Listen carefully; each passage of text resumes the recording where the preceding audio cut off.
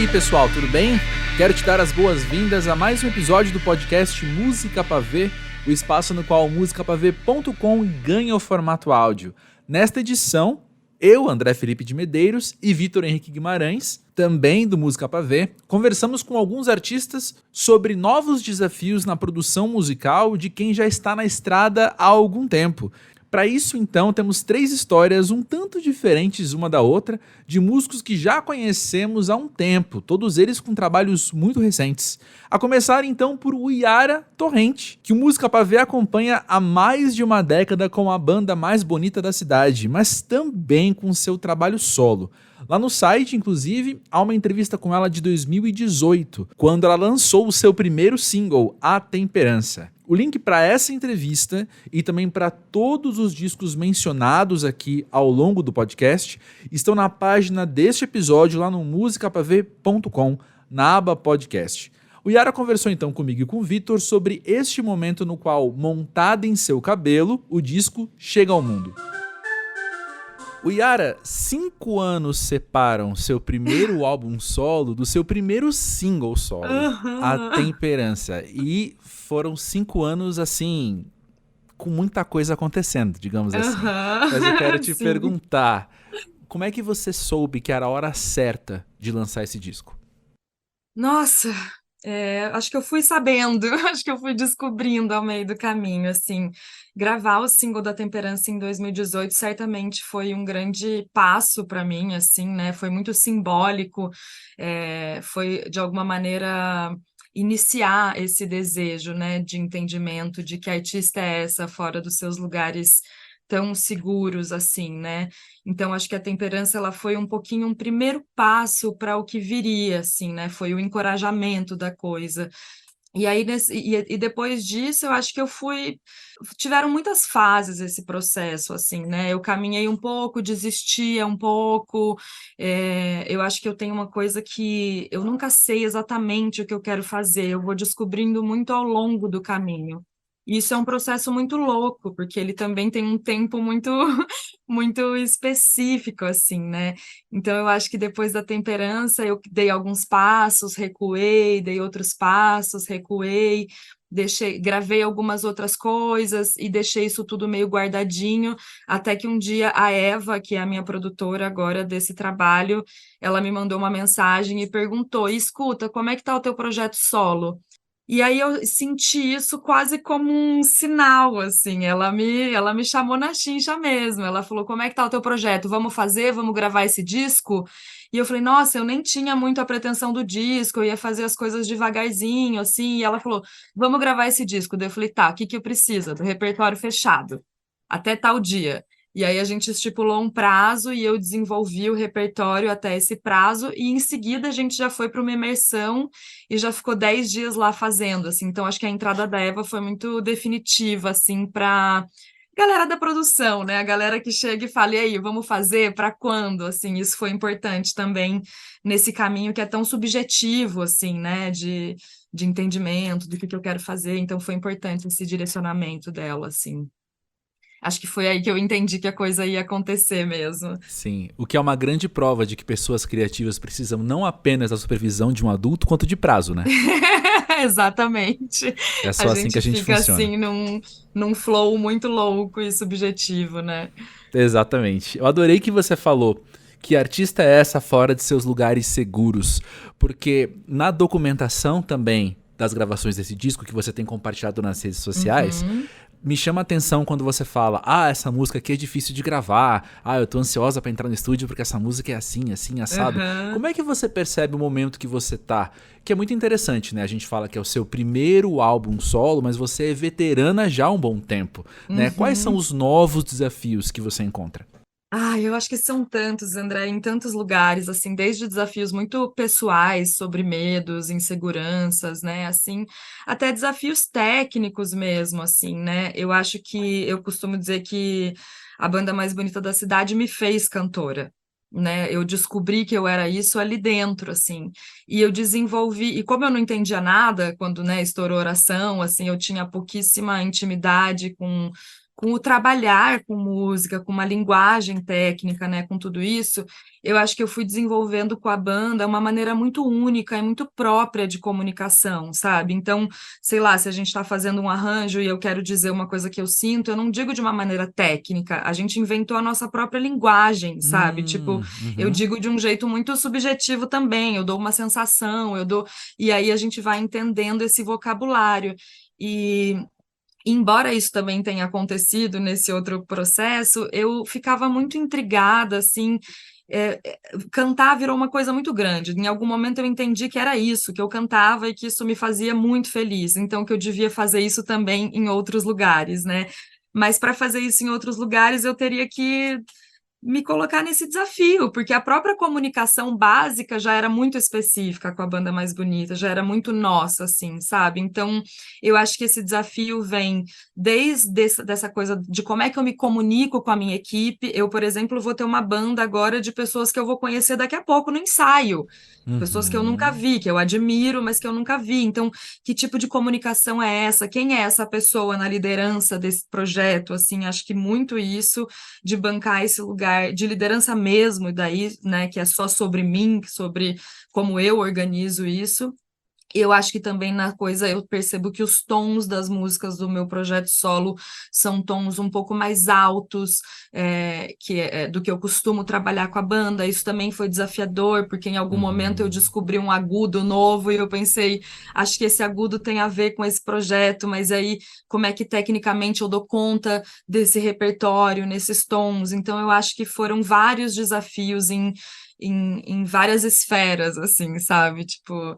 E continua sendo, estou aqui lidando com eles. E continua sendo. Sempre que tiver algo novo, um novo traz É, consigo os é, desafios, né, dele. Inéditos. exatamente. Inéditos. É. Sobre a banda mais bonita, eu quero resgatar uma frase sua aqui, de quando a gente conversou, quando saiu A Aham. Temperança, que você disse o seguinte: a banda está no meu coração e o meu trabalho solo é o meu coração. Uma coisa é você estar, outra coisa é ser. Eu achei essa Ah! frase tão bonita lendo hoje de manhã. E eu queria Sim. trazer pra você e perguntar como é que 5 anos depois isso ressoa em você, né? Essa perspectiva. Ai, eu tenho entendido cada vez mais isso, sabe, André? Tipo, a banda realmente foi aonde eu entendi o que eu fazia, né? Eu comecei a cantar no susto, como a gente já falou outras vezes, com a banda mais bonita, e num primeiro momento cheia de resistências e medos, e à medida que isso foi se afirmando para mim, eu fui entendendo que a banda era um canal, né? A banda era um canal no qual eu tenho para transbordar todas essas coisas que são o meu coração. Então, acho que é nesse Uhum. lugar. A banda foi o primeiro canal, mas ela, de certa maneira, foi um espelho, ela me apresentou para mim, né? Então, acho que essa frase continua, ela está no meu coração. E o meu projeto solo é o meu coração, assim, acho que isso continua fazendo sentido, assim, sabe? Sim. É, acho que a banda me apresentou para mim, me possibilitou, me encorajou, me possibilitou também viver essas outras aventuras, assim. Uhum. Eu queria escutar de você também, Yara, baseado tanto na sua experiência, na sua história, como no que você observa de pessoas ao seu redor. Uhum. Essa narrativa de vocalista de banda lançar um trabalho solo posterior é bastante comum. Nós vemos essas histórias se Aham. repetirem várias vezes. Mas eu te perguntar, por que isso acontece? Por que será, então, que os vocalistas querem lançar trabalhos solos depois? Ou outros membros da banda, que quer que Sim, seja, né? eu acho que tem uma coisa que quando você fala pelo coletivo, você fala pelo coletivo, né? É uma junção, é uma comida deliciosa que você junta vários ingredientes maravilhosos e que às vezes são complementares, às vezes são opostos e funcionam justamente por isso, né? Então acho que é um quebra-cabeça que você monta coletivamente, assim, né? Mas eu acho que vai urgindo e ficando urgente esse desejo também de um espaço para si. A gente é muita coisa, Uhum, né? A gente uhum, é muita coisa. Eu não tenho como me colocar completamente inteira em tudo que eu sou em qualquer coletivo, porque eu preciso que esse coletivo tenha também partes de outras pessoas, e para isso a gente tem que entender qual é a nossa parte que completa esse coletivo, né? E eu acho que esse desejo, essa urgência de fazer um trabalho solo é quando a gente está transbordando das nossas coisas mesmo, e a gente não vai caber inteira ali, definitivamente, né? Em qualquer coletivo, acho que isso acontece, assim, vai ficando urgente esse desejo de estar. Eu quero que outras Uiaras apareçam, né? A gente é tanta coisa, a gente demora tanto tempo para assumir que a gente é tanta coisa, que a gente pode ser tanta coisa, né? Então eu acho que vem essa urgência de, eu ia dizer de falar de si, é que essa frase soa estranha, soa um pouco hum. egóica, mas eu acho que é isso mesmo. A gente tem muita coisa, às vezes a gente precisa falar de si mesmo, É, né? talvez só pra, editando a sua frase em tempo real, é falar do que a Aham. gente tem, né? Do que a gente tem, exato, do que a gente traz, né? Do que, enfim, Uhum, uhum. tem muitas uiaras que não cabem em outros lugares a não ser num espaço só dela, né? E acho que isso vale para muitas pessoas. Sim. Acho que é Olha só, isso. voltando ao repertório do Montado em Seu Cabelo, a primeira faixa, ela vem, que não Uhum, só abre o disco, como foi o primeiro single que nós conhecemos, uhum, é uma autoria sua com Vitor Paiva. As isso. outras faixas, não, são de outros compositores. Queria perguntar Uhum. pra você, como é que foi montar esse repertório e contar a história de quem a Uyara é hoje, quantas Uyara conhecemos hoje, o que ela tem, nas palavras dos outros também. É um exercício de apropriação muito grande, assim, né? Quando a Eva me falou, vamos fazer o disco, termina de montar o repertório, eu já tinha algumas pequenas coisas ali selecionadas, mas óbvio que com essa ideia do disco eu precisaria de mais músicas. E eu fiquei muito confusa sobre de onde partir. De onde partir? Será que eu tenho um tema que eu tenho que partir? E eu decidi que, como era o meu primeiro disco solo, eu ia partir do desejo. Eu Uhum. realmente, o desejo seria o meu guia.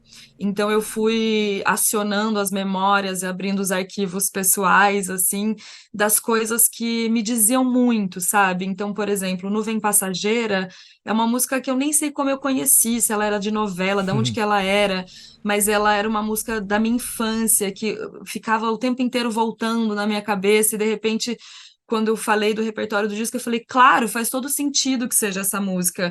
E aí fui rever a letra dela e falei, essa letra faz sentido mesmo quando eu era pequena e não entendia, sabe? Eu já entendia que Sim. de alguma maneira fazia sentido, assim.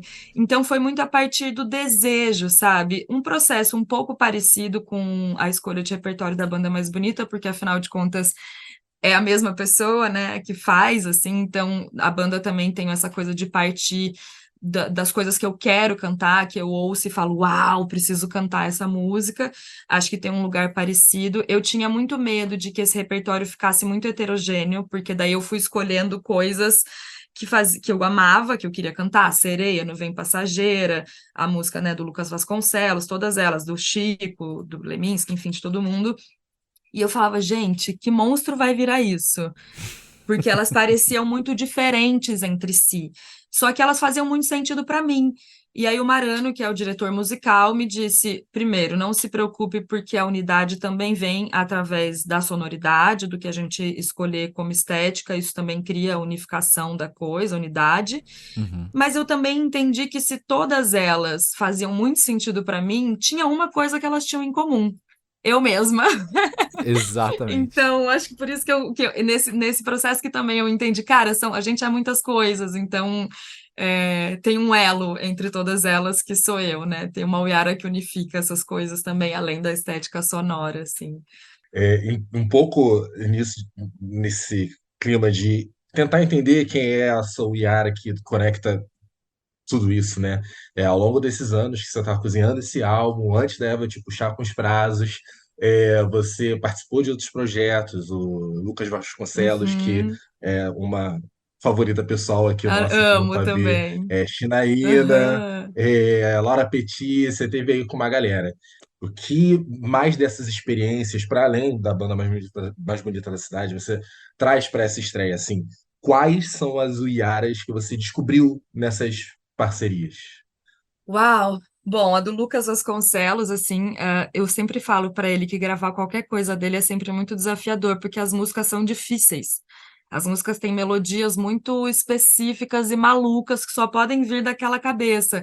Então, por exemplo, quando eu fui gravar o Vamos Tacar Fogo nas Coisas, eu atrasei pra caramba, eu mandei assim muito em cima do prazo, porque toda hora que eu ia gravar eu falava, gente, eu não vou conseguir gravar, essa música é muito difícil, essa música exige que eu entenda onde é que eu coloco a minha voz aqui, daí ficava fazendo exercícios vocais para tentar chegar naquele lugar, ou então, tipo, se eu não consigo chegar assim, de que maneira eu consigo chegar? Porque às vezes não é com uma potência vocal, às vezes é com um sussurro, às vezes é com.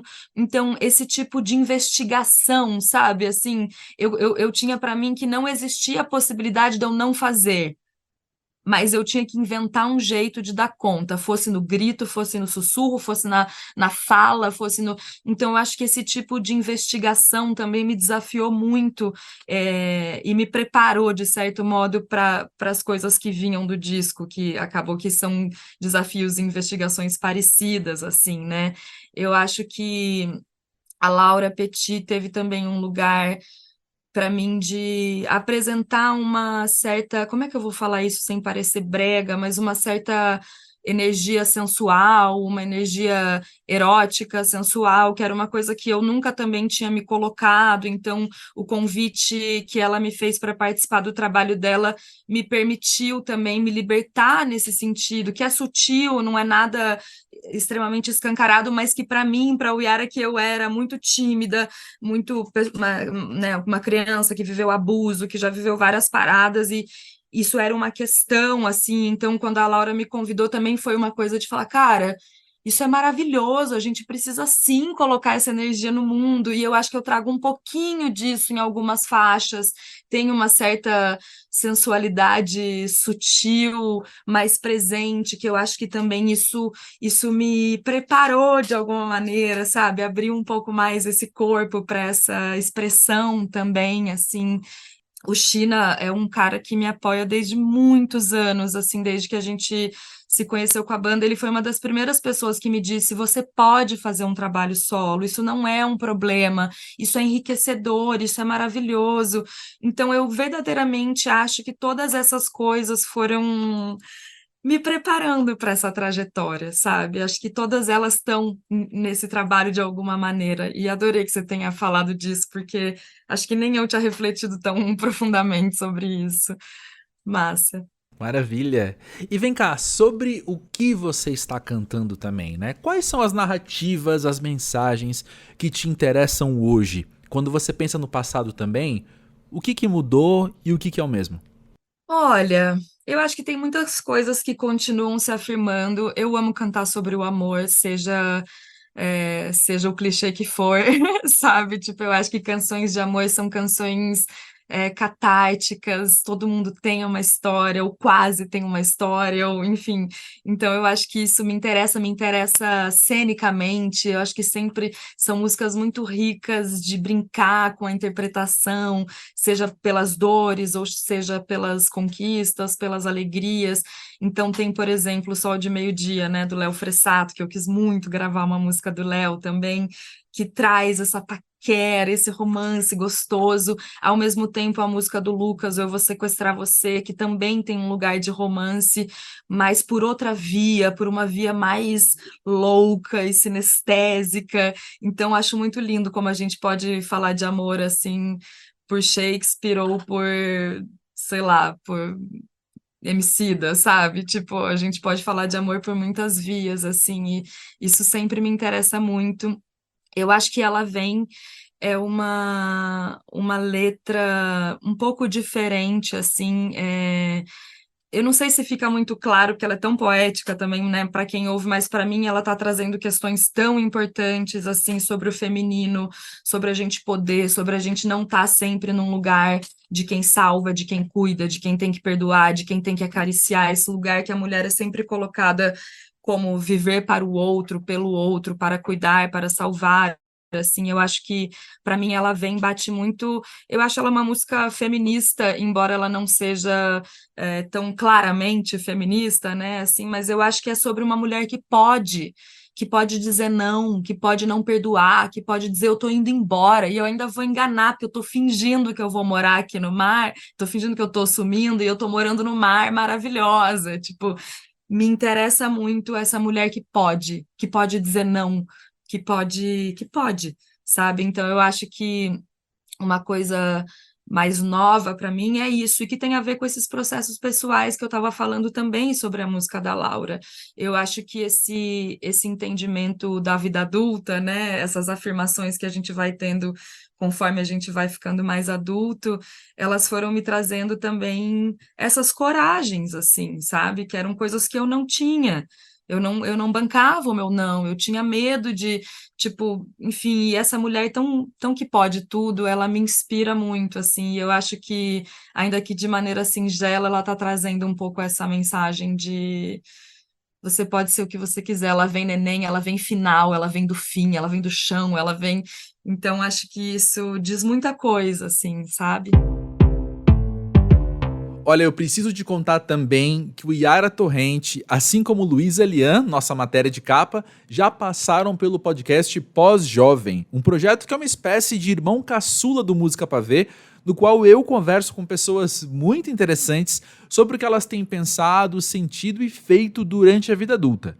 Você encontra ambos os episódios do Pós-Jovem com elas lá na página deste episódio no musicapaver.com.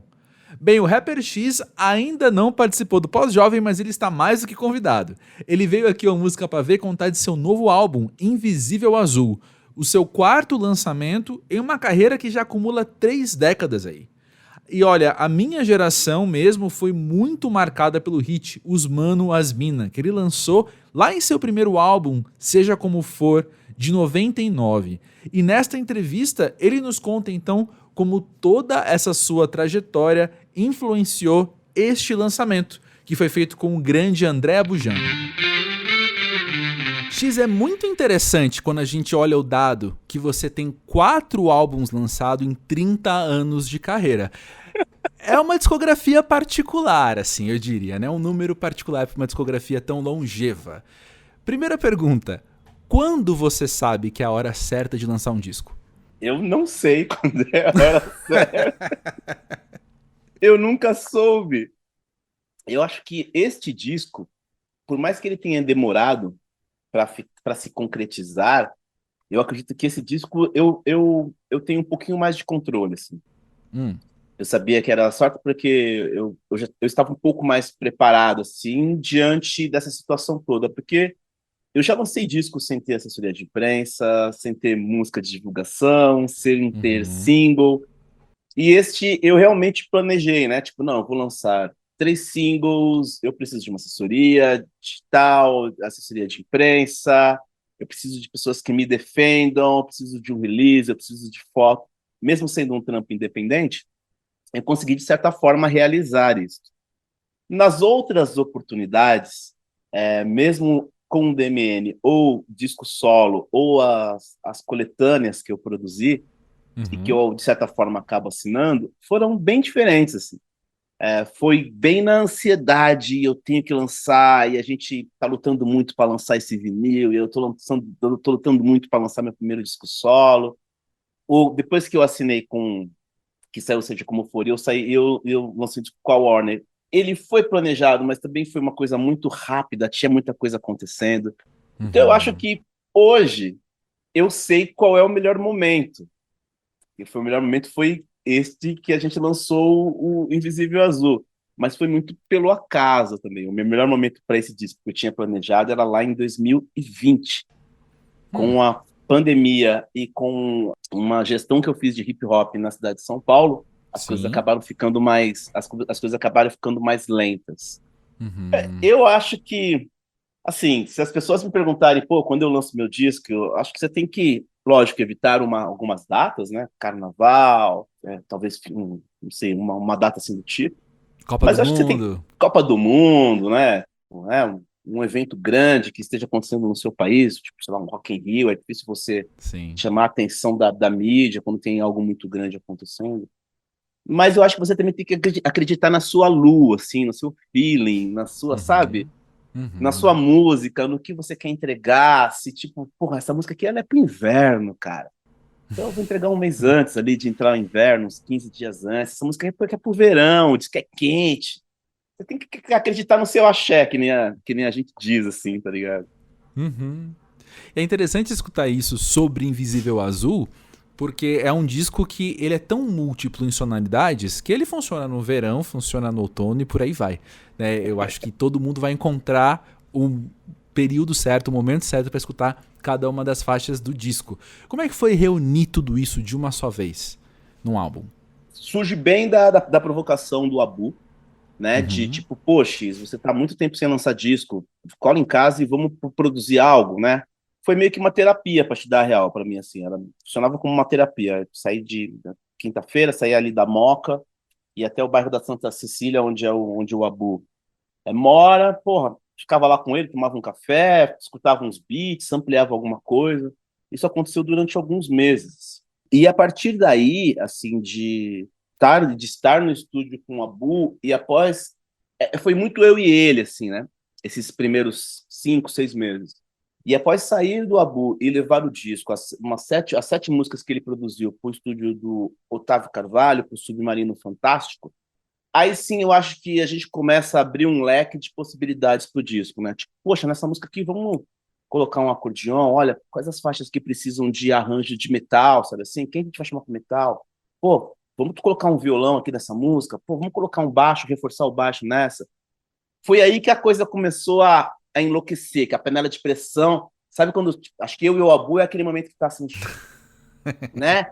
A panela de pressão. E aí eu levo a maioria das músicas para o Submarino Fantástico e junto com o Otávio a parada começa a fervilhar mesmo, né? E foi dessa forma que a gente acabou juntando todas as pessoas que compõem e que me ajudaram nesse disco, que é solo, mas que tem 26 participações, assim, sabe? Uhum. Quando você lembra do Seja Como For, o seu primeiro disco, Sim. qual é a grande diferença de entrar no estúdio hoje e naquela época, levando em conta a sua maturidade e sua experiência? Eu acho que, André, é muito as condições técnicas. Uhum. É impressionante, assim, porque realmente, o seja como for, por mais que nós já estivéssemos nos anos 90 ali, da metade para frente dos anos 90, o acesso a equipamento, sample, Era o outra coisa, né? estúdio, era muito difícil. Uhum. Hoje existe um entendimento, hoje até os próprios músicos, né? Eles aceitam muito mais um artista de hip hop, um artista de rap no seu estúdio. Mas Uhum. naquela época era diferente. Era nós por nós, assim, vamos dizer, sabe? Era um sample, era um mix, era só um teclado que sampleava 8 segundos, era só um equipamento que alguém tinha, ou era só o estúdio do Vander, lá na Bela Vista, onde 70% dos discos de rap, 60% dos discos de rap até os anos 90 foram feitos lá ou no estúdio do Cuca, vamos pensar assim, né?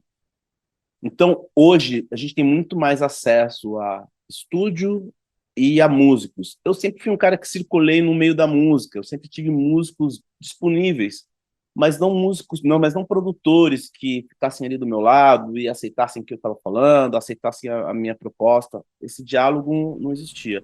Eu acho que hoje isso do seja como for para esse disco, essa é uma grande diferença, assim, né? De estética assim de lírica é óbvio assim que eu muito não adolescente, pelo amor de Deus, né, mas um cara ali de 20, 25 anos, né, essa época eu tava no bairro assim, inconsequente, imaturo, rebelde, né, assim, ainda me considero um cara rebelde, mas muito mais rebelde naquela época, assim, né, não parava para pensar, não parava para escrever, queria agredir, assim, de certa forma, o sistema, né? E aí você acaba perdendo, às vezes, também um pouco o tom na lírica. E esta eu vejo que ela é, talvez, a poesia, ela não seja tão urbana, assim. Ela é mais rural, ela é da praia, ela é mais do dia, talvez, ela não é tão da noite como era na época, sabe assim? Uhum. Eu acho que essas são algumas das diferenças. Eu confesso que eu não consegui. Agora, assim, com uma semana do disco na rua, que você para e escuta o disco assim, opa, legal. Confesso que ainda não parei ainda para dar uma analisada, assim, e falar, opa. O que eu acho, assim, uma análise que eu fiz dos discos, assim, é que esse disco ele fica um pouco, assim, entre os dois, né? Entre o Seja Como For e o Fortificando. Uhum. Fortificando já tinha um lance bem orgânico de ter os músicos convidados, né? De ter a galera lá de Cuba tocando, de ter o Quincas fazendo o baixo da Sonho Meu, e esse também tem esse lance orgânico dos músicos e pá, mas também tem o lance do sample, né? Da Sniper, da Complexo, que são boom baps clássicos, assim, do início dos anos, do início dos anos 90, fim dos anos 80, assim, aqueles boom bap rápidos na pegada Rakim, Big Daddy Kane, Cool D Rap, e eu acho que tá no meu rolê, assim, sabe? Tá dentro do Uhum. meu rolê, assim. Eu me sinto confortável com isso também. Sim. O Vitor, produtor aqui do podcast, e eu estávamos conversando esses dias que quando a gente olha para suas capas de disco, também parece que elas estão contando uma história de amadurecimento. Porque quando a gente pensa hoje, em 2023, na capa do Seja Como For, é o Aham. tipo de agressividade, é o tipo de violência gráfica que está presente ali, que eu não sei se você faria essa escolha hoje para ter uma capa de disco daquele jeito, né? E a gente Sim, afirma isso pensando que Invisível Azul traz outro tipo de poesia, né? Como é que é para sim. você perceber essas mudanças? Com 50 anos, eu com certeza não colocaria uma arma apontada na cara. Não colocaria. É muito louco, porque quando eu rascunhei o release do Seja Como For, eu escrevi isso, assim, que Seja Como For não era um disco violento. Muito pelo contrário, ele já apontava para raps românticos, rap que falava de relacionamento, né? Assim, ele não tem nada de violento. É um disco agressivo, mas ele não é violento. Uhum. E o lance da capa vai muito do lance do seja como for, né? Da dificuldade que as pessoas, que os moleques da minha região tinham em conquistar suas coisas, em ter um tênis legal, em descolar trampo, em conseguir ajudar a família.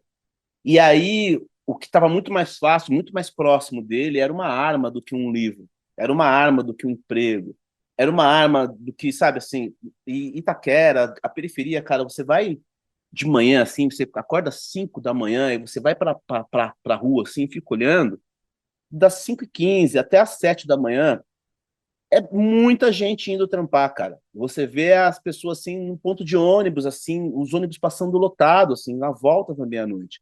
Então, o povo brasileiro é um povo que construiu esse império que nós somos, do jeito que foi, e é um povo muito rico e trabalhador. E nós temos muitas dificuldades. Emprego é uma delas.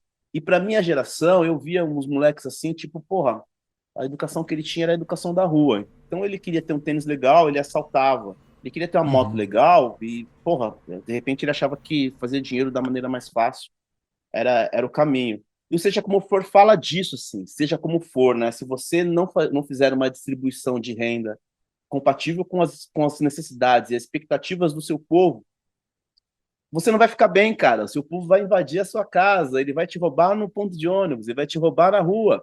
E é o que está acontecendo. Isso já acontecia 20 anos atrás. Então a arma Uhum. apontada era um aviso assim, ó, tem uma arma apontada para você, cara. Sabe assim? Seja como for, a moleque vai. O moleque não aguenta hoje ficar em casa sem ter dinheiro para ele ir pro fluxo, para ele tomar o drink dele.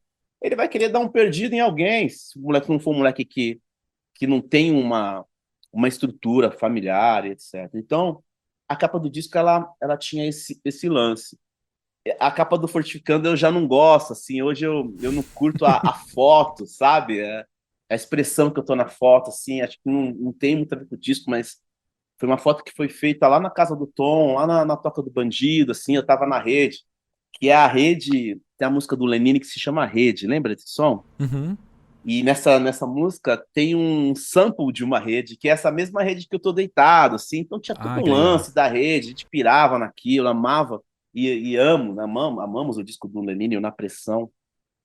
Então tinha uma simbologia, assim, também. O Arquivo X, que é um álbum coletânea, né? Eu Uhum. considero como álbum, mas é uma coletânea. Ele tem uma parada já meio que de quadrinho. de eu estar no quarto, ali na Coab, escrevendo, fazendo minha lírica. E a capa, vindo já para as capas dos meus singles, eu já estava numa estética mais de tipo, poxa, eu quero a capa clean, não quero o meu nome, não quero escrito nada, eu quero apenas a foto, assim. Então a gente decidiu com o ensaio do Marcos Hermes, que é um ensaio também bem antigo, que é de 2006, 2007. Eu tinha o nome do disco, e aí comecei a conversar com a Nani, que fez a capa, e ela falou, puxa, vamos produzir foto, vamos isso. Eu comecei a olhar as fotos, falei, puxa, mas eu tenho um ensaio com o Marcos que tem muito lance do azul, assim. E quando a gente achou o ensaio, que ela já tinha, mas tinha que procurar em HD tudo, tinha essa foto que tinha esse efeito que ele colocou da transição, assim, eu tô meio invisível, e tô assim, eu falei, cara, é essa foto, assim, sabe? E aí a gente conversou com o Marcos e acabou sendo essa foto. Eu curto a foto, eu tô muito feliz, assim, com a arte, com a foto e com a estética que a gente está tendo, o tratamento com o pessoal também do digital que tem trampado, assim. Tô amando, assim, o processo todo. E voltando a essa época do Seja Como For, eu quero muito perguntar pra você, eu tô muito curioso pra ouvir como é a tua perspectiva hoje do lance de que em 99, e eu posso dizer isso por experiência própria, eu era um moleque adolescente, branco, classe média em São Paulo, que assim, os mano, as mina era a música que virou de todo mundo sabia cantar, todo mundo cantava do colégio, entrou no repertório popular com uma força muito grande, né? Sim, E aí a gente tá sim. falando de tudo isso, do conceito da capa e do Seja Como For e das dificuldades periféricas, ao mesmo tempo que uma música sua, usando um termo de hoje, viraliza em diversas esferas, então, do que é São Paulo, do que é Brasil. O que isso trouxe pra você? O que isso te ensinou sobre música ou sobre essas dinâmicas todas? Foi um impacto muito grande, André. Muito, foi imenso, assim, né? Eu não vou perguntar a sua idade aqui, Tenho 38. já falou, mas realmente, assim, para uma galera que não sacou, assim, o que aconteceu com os Manias Mira, eu acho que, por mais que nós já tivéssemos alguns grupos que tinham conseguido furar a bolha, assim, né, do underground, hip hop paulistano, que, poxa, podemos dizer que até o final dos anos 90, assim, ele era bem paulista mesmo, assim, né, e aí você tinha um pouco ali no Rio de Janeiro, já com o lance do Miami, com o Marlboro, né, uma coisa ali em Brasília, uma outra coisa aqui em Santos, em Campinas, mas não era o Brasil inteiro cantando rap como era hoje. E talvez uma tic-tac do Dr. MCs tenha conseguido furar a bolha um pouco. O Racionais sempre, né, furou a bolha, já era uma coisa que estava ali no meio da música. Mas eu acredito que os Mano e as Mina foi realmente um boom, assim, sabe, de ver as pessoas cantando a música no carnaval, lá em Manaus, no Amazonas, de ver as Sim. pessoas cantando a música no Rio Grande do Sul, do Iapoca Chuí, a expressão, né, os mano pô, as mina pá, o lance do hip hop, assim, foi uma loucura, cara, assim, né? Foi muito louco. Lá nasce o disco, o Seja Como For, é um disco que falava muito, né, da questão do meu bairro, né, a lírica é muito voltada, assim, para o cotidiano da Coab, de Itaquera, e quando ele ficou pronto, sem ter os Manias Mina, eu achei que tava muito gangsta, muito bravo o disco. Não era assim. A Coab não é assim. A Coab é um bairro feliz, pessoal samba na rua, som alto, todo mundo se divertindo, cumprimentando, churrasco, que começa de uma hora para outra. Então, eu precisava de um som que fosse alegre, que fosse para cima, que a galera curtisse, assim, falasse, porra, o cara tá falando da quebrada dele, a quebrada dele é da hora, não é só a vai e vem, não é só a de esquina, não é só né, a lei da rua. E aí eu precisava dessa música para estar ali, 10, 15 minutos de disco, para que tivesse um respiro, uma calma, e a pessoa voltasse de novo para aquele filme, assim, do bairro, etc. Sei. Tanto que ela chama os Mano e as Mina parte 1. Eu enxergava a música meio como vinheta, assim, uma transição. E quando ela fez aquele sucesso, durante alguns meses, eu e o Kleber, assim, eu e o KLD, a gente até tipo, não, mano, a gente quer trabalhar bem pior. O pessoal, não, quero fazer o clipe das Mano e as Mina. Não, a gente quer que você toque bem pior. Não, tô tocando os Mano e as Mina.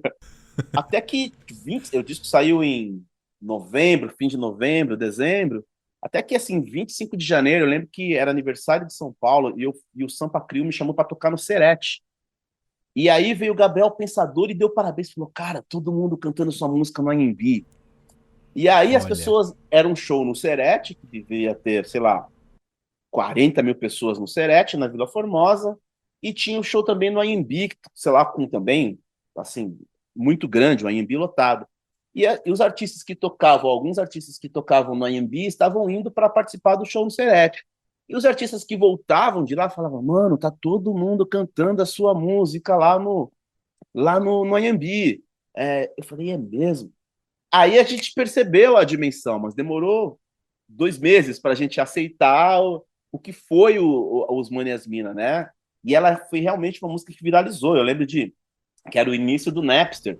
E eu estava no Uhum. computador assim, e eu ficava dando barra no Napster, que você dava barra no Napster e ele alimentava a outra página. E você tinha aquelas colunas que mostravam, assim, né?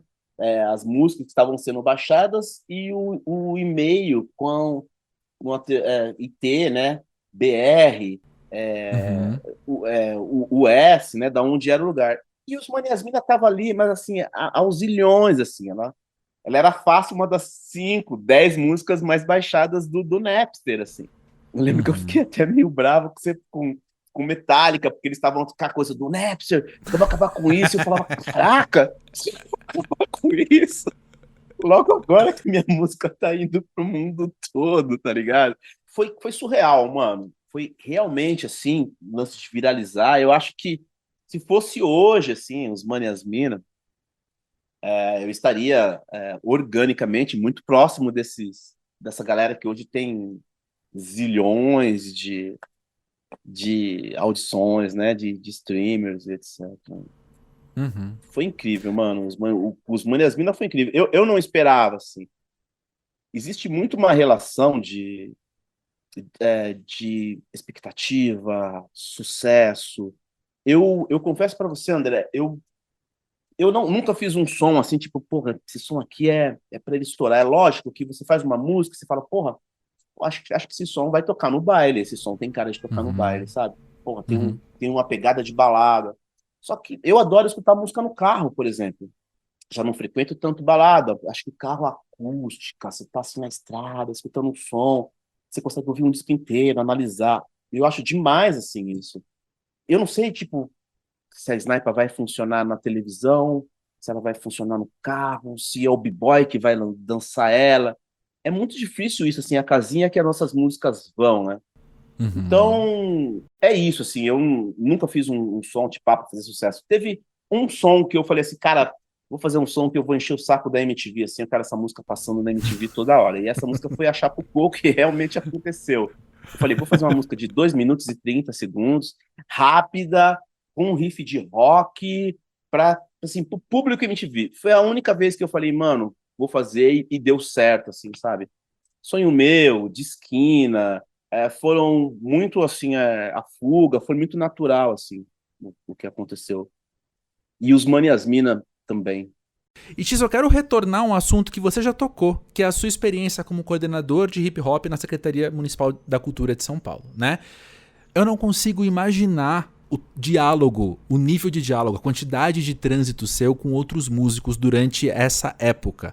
Quando você olha pro disco novo, pro Invisível Azul, tem alguma coisa nele que veio dessa sua experiência, que veio desses seus diálogos, esses movimentos com outros músicos de São Paulo? Eu comecei a produzir esse disco com o Abu em 2016. Foi quando ele fez essa Anterior, provocação. então. Uhum. Quando ele fez essa provocação, foi no lançamento do disco dele, O Homem Bruxa. E Uhum. a minha expectativa é assim, pô, vou produzir esse disco aqui de forma independente, vou me reorganizar perante as mídias sociais, redes sociais, tudo, né? Para me preparar para lançar esse disco em 2019 ou 2020. Próximo ali a um trabalho que eu também quero fazer, que são 20 anos. A gente relançou, Seja Como For, em vinil, remasterizamos, fizemos um trabalho gráfico assim que foi muito elogiado. Uhum. E a minha ideia era, tipo, né, vou fazer aqui a celebração dos 20 anos do Seja Como For. As pessoas sempre pediam, 10 anos, seja como for, 15 anos, seja como for. Eu falei, bom, 20 anos vamos fazer. E, paralelamente, eu lanço um disco novo. né, que é o Invisível Azul. Chegou 2018, continuei trabalhando, indo bem para o estúdio, assim, produzindo, né, pedindo para as pessoas gravarem, etc., coordenando toda a produção junto com o Otávio. E 2019, quando a gente estava assim na reta final do disco, eu recebi o convite para ser gestor na Secretaria da Cultura Hip Hop, aqui da cidade de São Paulo. Só que isso foi uma avalanche na minha vida, porque a demanda da cultura hip hop na cidade de São Paulo é surreal. A gente saiu de 300 atividades comprovadas, uma média de 300 atividades comprovadas ano de hip hop, para mais de 1.000 atividades. Isso, inclusive, durante a pandemia. Então, assim, eram 5, 6 atividades por dia, só de um projeto que é o Mês do Hip Hop. Mas isso tinha toda a assessoria às duas casas de hip hop, reforma da casa de hip hop de Perus, palco da virada cultural, palco da São Bento virada cultural, diálogo com as bibliotecas, atividades na Mário de Andrade, o amarelo do Emicida no Municipal, batalhas assim, é uma infinidade, é uma loucura. E eu virei um cara que ficou das 6 da manhã até meia-noite no escritório. Isso atrapalhou muito a produção do disco, a finalização do disco, e junto com a pandemia também, o que viabilizou mixar no estúdio, contato com os músicos, né?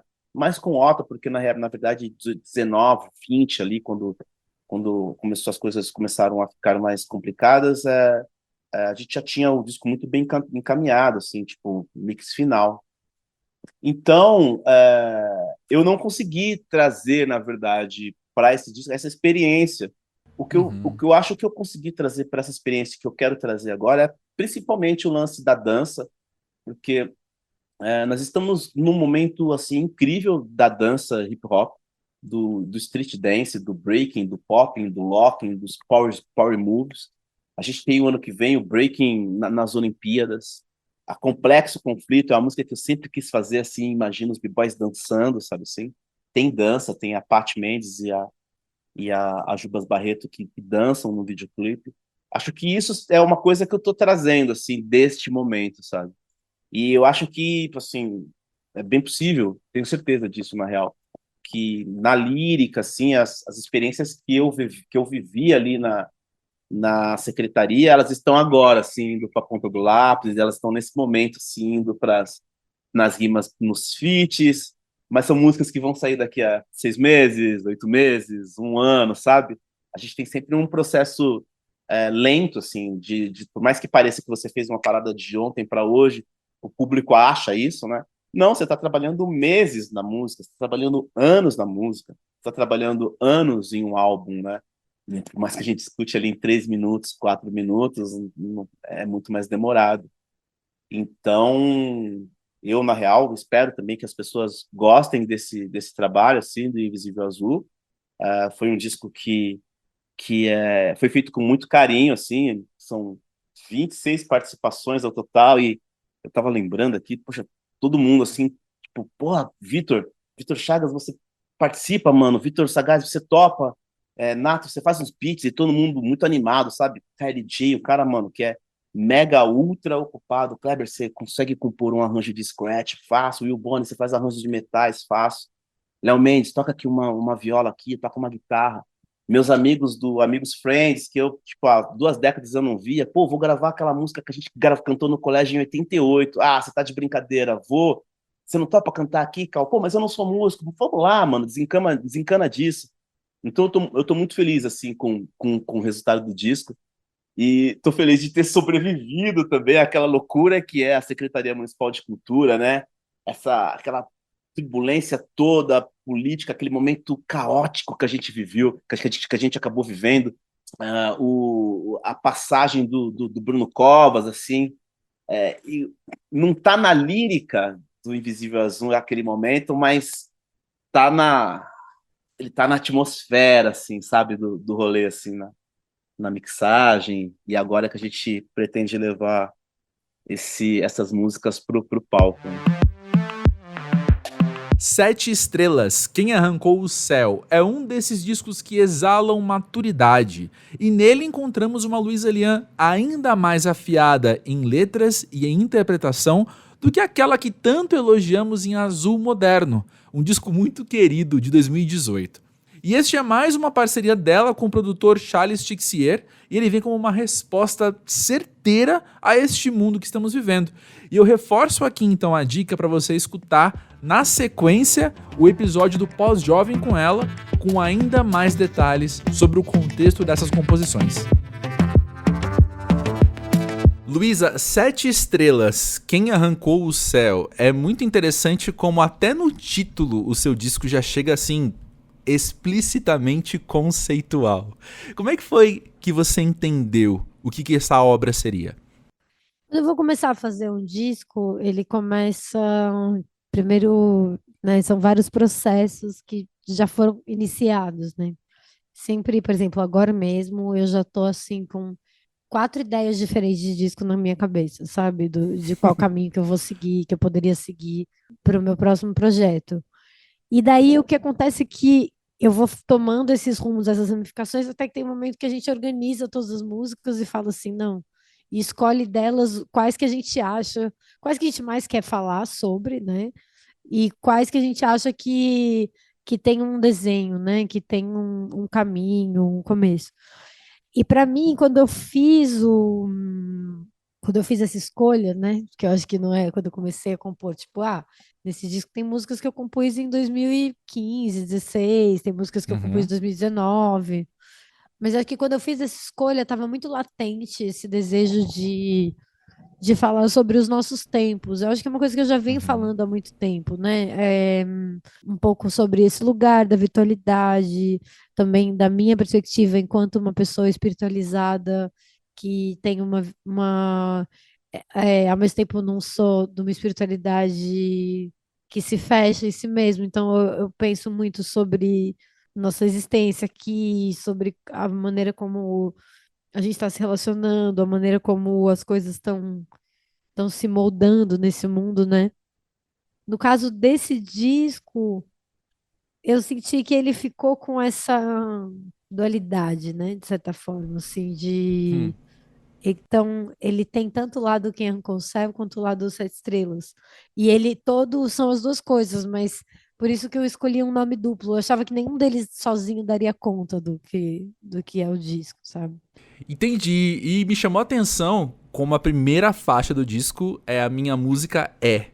E eu penso assim, se ela é um convite para nós entendermos melhor o que vamos escutar dali pra frente, ou Luísa, se você sentiu uma necessidade de você contar pra você mesma, você recapitular as suas ideias sobre o que a sua música é hoje. Um pouco das duas coisas. No momento que eu escrevi essa música, que eu escrevi não, que eu fechei ela e coloquei ela dentro do disco, eu entendi que ela tinha que ser o início, sabe? Assim, ela era a música introdutória do disco e no momento que a gente fechou a produção dela, mais ainda, pensando no disco como um todo, porque eu acho que ela representa muito bem esses dois lados que eu contei do disco, né? Então a gente fez uma escolha tanto de conceito, uma escolha poética, né? Então tem um pouco essa coisa, essa primeira parte que ela começa um pouco mais onírica, até que vai como se rolasse ao mesmo tempo uma virtualidade gigantesca, ao mesmo tempo um choque de realidade, né? Que fala assim, não, pera, tipo, que que é isso aqui que aconteceu? E a minha música eu gosto de pensar nesse disco, quando eu estava fazendo, quando eu estava tentando amarrar o conceito dele, eu gosto de pensar nele em 4 etapas. Na esfinge, que tem esse convite para entrar, no julgamento, no encontro e no renascimento. A minha música e Technicolor, eu acho que são essas músicas que representam essa entrada no labirinto dos espelhos, né? Nesse conceito do disco, né? Então, primeiro ela fala assim, acho que não sei se ela explica. Acho que um pouco ela fala um pouco sobre a relação com a música de maneira geral, no sentido de que, dizendo para quem está ouvindo, que é uma coisa que a gente faz junto, né? Tipo, a música é uma coisa que a gente constrói em dupla, né? A gente constrói numa conexão, a gente constrói numa. Eu não estou aqui para te dizer uma verdade, né? Eu tô aqui. E nem para dizer que eu sou uma iluminação que veio aqui. Não, as luzes que nela correm são um espelho para cada um iluminar o próprio caminho. Então, são luzes que vieram para mim e são luzes que podem vir para você, e elas são projeções da sua própria vida aqui nessa existência. E por outro lado, ela também é esse convite do disco de falar, ok, vamos adiante. Interessante demais. Como eu disse, é conceitualmente, explicitamente conceitual, com uma carga muito forte. Isso é sempre muito interessante de notar. Os seus outros discos também tinham essa carga conceitual. Cada obra sua talvez seja ali. Pensar na sua discografia talvez seja como pensar na filmografia de uma diretora, por exemplo, porque cada obra faz parte de um corpo de trabalho, mas também tem um começo, meio e fim, se encerra muito bem em si mesma, né? Essa é a minha percepção do lado de fora. Quando você olha para o que você tem construído, como é que você lê essa Luísa Lian enquanto artista? Como é que você vê essas obras dialogando entre si? Me alegra muito, assim, essa definição que você deu, assim, porque eu acho que é uma busca. Eu, na verdade, eu comecei, quando eu pensava, não quero ser artista, sempre soube que eu queria ser artista, e não importava muito como, sabe? Mas uma coisa que eu queria muito, né, na minha adolescência, que eu acabei não indo adiante, porque era uma faculdade muito difícil de entrar e tal, era a faculdade de cinema. E eu gostava muito dessa perspectiva. Eu não sei se teria dado certo do jeito que foi, porque a faculdade de artes visuais, para mim, eu acho que foi muito perfeita, no sentido de ser muito amplo, né? Assim, você conseguir olhar a arte, a história da arte de muitas formas diferentes, assim, mesmo sabendo que no final das contas a música era o meu instrumento principal. Mas eu realmente gosto de pensar na minha música como uma coisa para você mergulhar, como você mergulharia num filme ou num filme para além de um filme, sabe? Eu acho que enquanto artista, eu estou muito buscando e querendo encontrar esse lugar onde meu trabalho ele possa ser um lugar que as pessoas entrem, sabe? Uhum. E de certa forma, com nessa caminhada com a música, eu fui percebendo o quanto que ela é isso, né? Assim, o quanto que uma das coisas que é mais lindas da música é você poder propor um cinema para a pessoa viver dentro dele, sabe? Eu acho que enquanto artista eu estou muito nessa busca mesmo, desde sempre. Mas o meu primeiro disco ele é um pouco mais disperso, eu diria assim, no sentido de que é um disco que eu fui pegando as músicas da minha vida, né? Assim, e as músicas que estavam ali, as músicas que eu não tinha colocado com a minha outra banda, algumas outras músicas, músicas que tinham a ver com a minha espiritualidade. Ele também tem uma trajetória e tal, mas ele é muito, talvez seja o meu disco por um lado menos experimental, mas ele é o disco onde eu mais experimentei sem saber onde eu estava indo. Tipo, ele é uma grande Uhum. experiência, né? Assim, Uhum. tipo, vamos aqui, vamos cantar isso aqui um pouco mais jazz, vamos fazer esse samba, não, vamos transformar esse samba num rock, vamos fazer uma coisa assim. Já no É a Tempo, talvez porque ele tenha nascido de ser para ser uma performance, ele já vem, eu acho que com uma carga um pouco mais narrativa. Ele é o primeiro disco que vem como nesse lugar do filme, independente do filme que aconteceu, mas eu acho que ele já tem, esse filme aconteceu por causa disso. O Azul Moderno, eu acho que tem mais um pouco, ele tem um pouco das duas coisas, mas ele ainda traz um pouco desse lugar do primeiro disco, sabe? Do tá tateando, de estar buscando coisas de composição, já tem uma trajetória, super tem uma trajetória, acho que cada vez mais eu consigo imprimir essa linha, né, nos meus discos, mas eu ainda sinto que, eu não sei, ele tem um pouco esse lugar da experiência, assim, tipo, Uhum. de estar nas canções, de estar pelas canções, não sei, das canções estarem por conta própria, assim, sabe, também. E eu sinto que no caso dos Sete Estrelas, apesar de cada canção ser uma coisa e elas também estarem por conta própria e tal, ele realmente é uma trajetória, ele realmente é um disco para você escutar do começo ao fim. Eu sofri muito na hora de pensar, ai não, o que que é um single para esse disco, sabe? Eu achava que minha música era um single, porque ela é uma música que representava bem o disco, mas ele não é um disco de singles, sabe? Ele realmente é um disco que ele foi pensado uma coisa depois da outra, e para você, tipo, entrar de um jeito e sair de outro, é para ser uma experiência, né? É quase como se você pegasse um trecho de um filme para representar ele, sabe? Assim, uma cena, não um trailer, né? Mas uma cena. Então, eu acho que, quanto artista, eu tô buscando esse lugar mesmo, sabe? De que as pessoas possam entrar no meu trabalho. E eu mesma tô buscando isso na música, mas também de outras maneiras, em outros lugares. Eu não sei se chegou aí no show. Não pude. Ai, André, Não pude. tanto tempo aqui, entendeu? Tava aqui desde quando tudo era mato. Perdoa. Eu já Mas sofri bastante por isso, não preciso sofrer mais. não, mas enfim, vai ter outra oportunidade. Mas é porque eu acho Sim. que ele completa muito essa experiência de imersão mesmo que a gente propôs, sabe? E eu tenho uma pergunta justamente sobre show. Eu fui num show seu, se eu não me engano, você abrindo pro Hayato Sayori, Olha, aqui no Rio. lindo. E foi uma das experiências audiovisuais mais doidas e bonitas que eu já tive, assim, é um dos shows visualmente mais bonitos que eu já vi. Já deixa aqui esse elogio que já de cara é insano. Sempre que eu falo de show, sempre que eu vou a algum show e sempre que eu falo de shows, eu geralmente uso o seu show como uma referência visual e de uma imersão que é alucinante. E eu queria muito saber como funciona esse processo, como funciona esse conceito para você do que você costumava trazer com os modernos, do que você está pensando agora, você com essa experiência, com essa carga de audiovisual que você falou nessa última resposta, dessa coisa narrativa, de contar uma historinha, como isso se encaixa nesse seu novo trabalho, que é ainda mais narrativo, mais completo, mais um pacote, né, já mais conceitual, de fato. Então, o que eu ia te falar é que isso porque você nem viu o show dos Sete Estrelas ainda.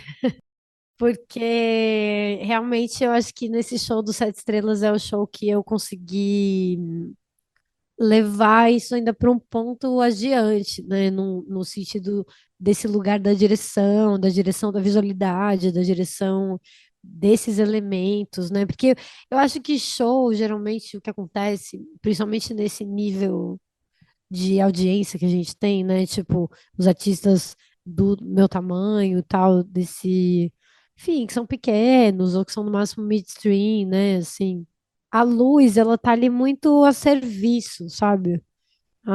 Para fazer uns efeitos, sabe? Para você fazer uma. Ah, então você dá o punch da música junto com o punch da luz, junto com não sei o quê. E realmente, talvez por conta desse meu pensamento narrativo mesmo, do pensamento da visualidade, eu realmente estou muito preocupada em fazer com que esses elementos todos eles sejam complementares, né? Então, nesse show novo, eu tenho dançarinas no palco pela primeira vez.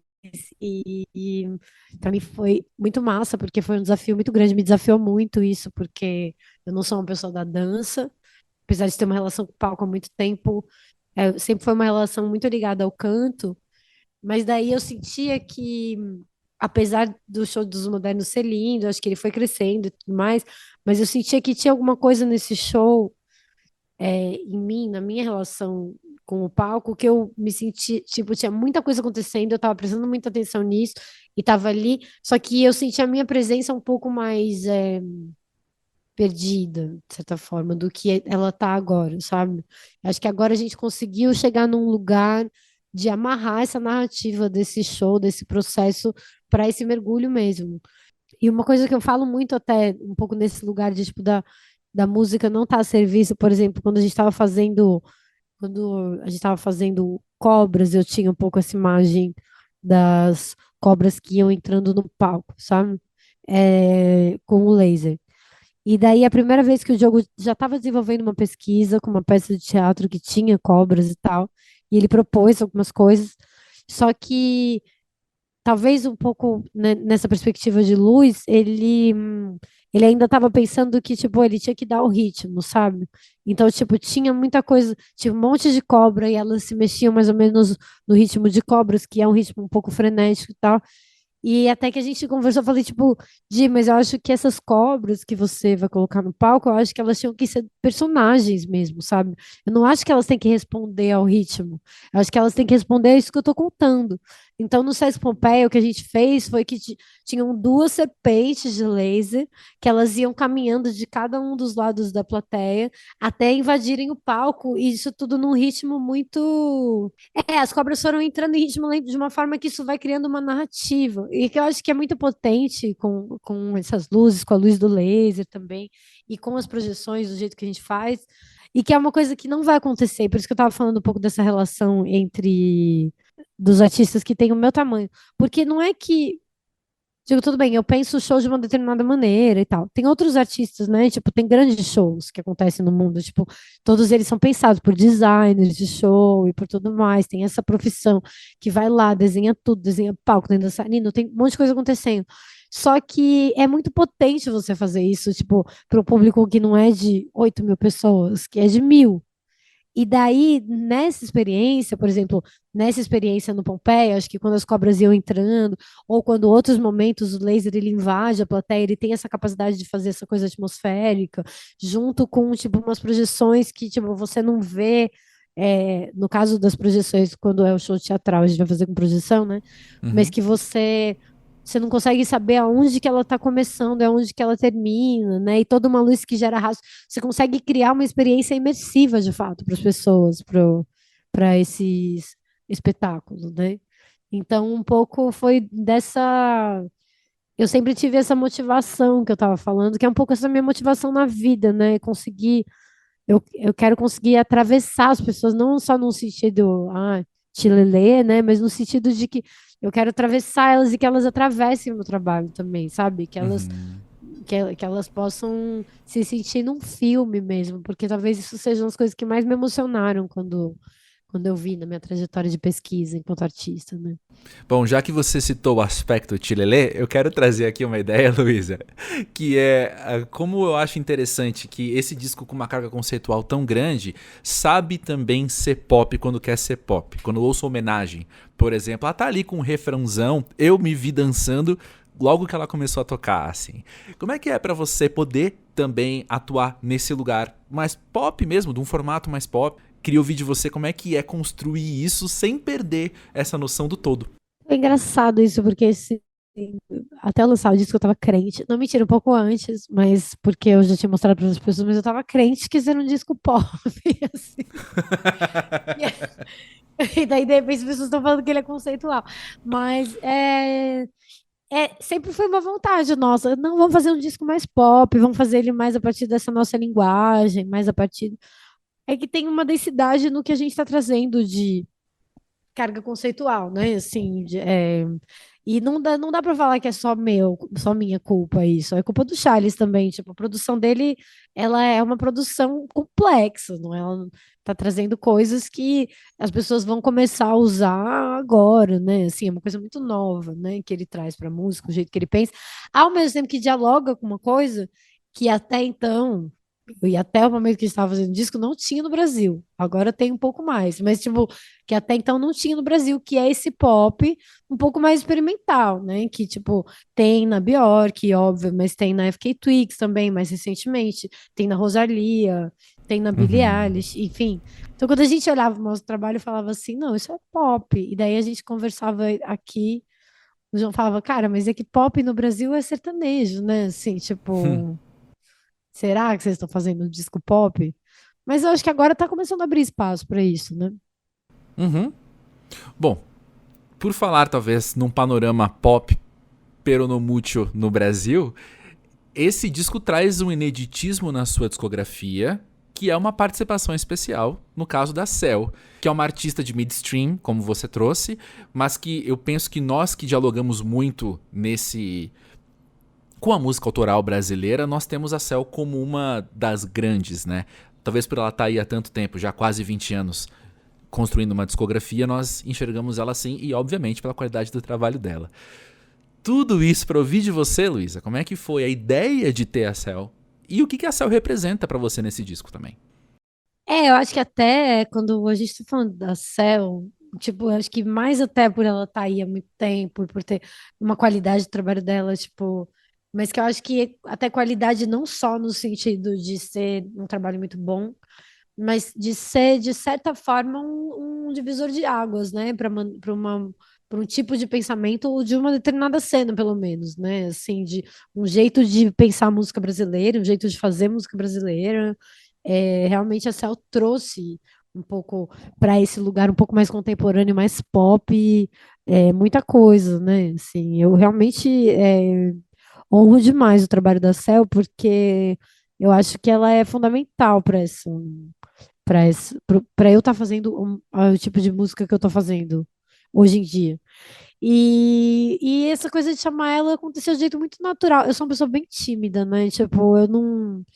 E eu tenho uma mãe que trabalhou como produtora de show internacional durante muito tempo. Então, se tem uma coisa que minha mãe enfiou na minha cabeça, foi tipo, não conheça seus ídolos, sabe?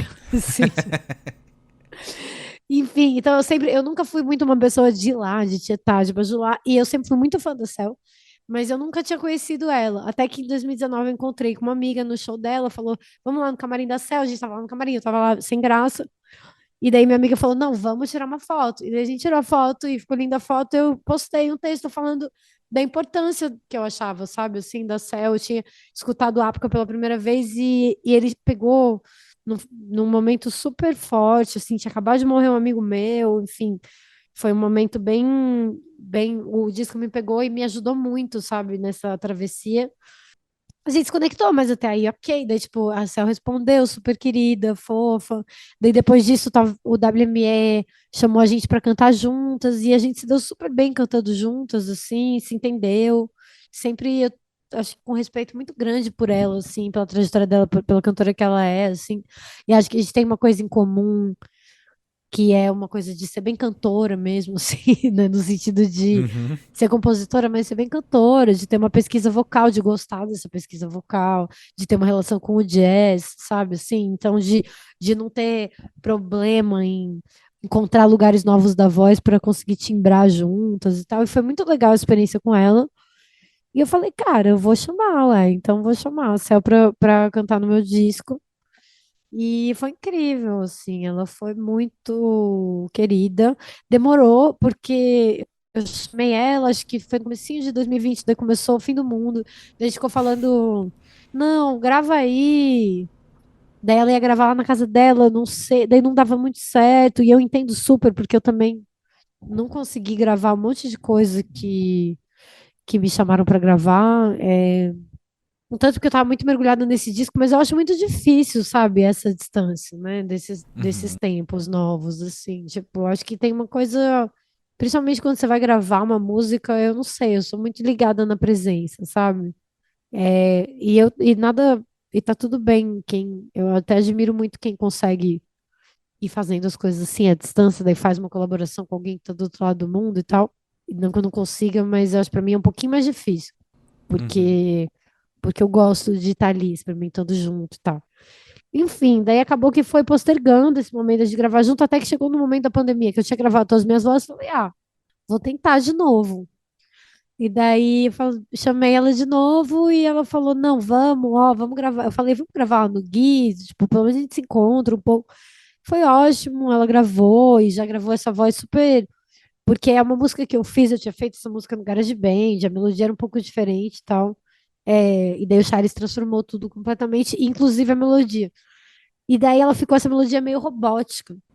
E com a Uhum. voz da Cel, foi muito legal fazer. Essa gravação foi muito interessante de ver também a técnica vocal que ela tem, assim, porque era tipo uma voz que tipo às vezes estava aqui, daí às vezes estava tipo no agudo, e ela fazia essa transição de um jeito que era muito interessante. Então, foi louco, porque a minha voz está super modificada, mas ela já gravou se automodificando, sabe?